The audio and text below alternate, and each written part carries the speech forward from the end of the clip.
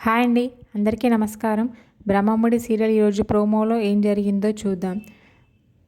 అపర్ణ వాళ్ళ అత్తయ్య అయితే వాళ్ళు అంటూ ఉంటుంది ధాన్యలక్ష్మికి, మీరు ఆస్తి కోసం ఇలా చేస్తే ఎలారా, కోర్టుకు మెట్లెక్కుతామంటారు అని చెప్పి అంటూ ఉంటుంది. వెంటనే ధాన్యలక్ష్మి, ఇంటి కోడలు సొంత మామయ్యకే విలువైనప్పుడు ఇంకా చిన్న మామయ్యకి ఏం విలువిస్తుంది అని చెప్పి అంటూ ఉంటుంది. లాయర్ని పిలిపిస్తారు. వెంటనే కావ్య అయితే లాయర్తో మాట్లాడుతూ ఉంటుంది. ఆస్తి యజమాని కొడుకు కోడలికి వస్తుందా, ఆస్తి అనేది మనమడికి వస్తుందా అని చెప్పి అడుగుతూ ఉంటుంది కావ్య అయితే లాయర్ గారికి. వెంటనే లాయర్ ఏమంటాడంటే, మనవడు ఉంటే మనమనికే చెందుతుంది, మనమనికే హక్కు ఉంటుంది, కొడుకు కోడలికి ఉండదు అని చెప్పి చెప్తూ ఉంటాడు. వెంటనే కావ్య, మరి మీరెలా వచ్చారు, అసలు వాళ్ళ తరపున వాదిస్తామని ఎలా వచ్చారు అని చెప్పి అడుగుతూ ఉంటుంది.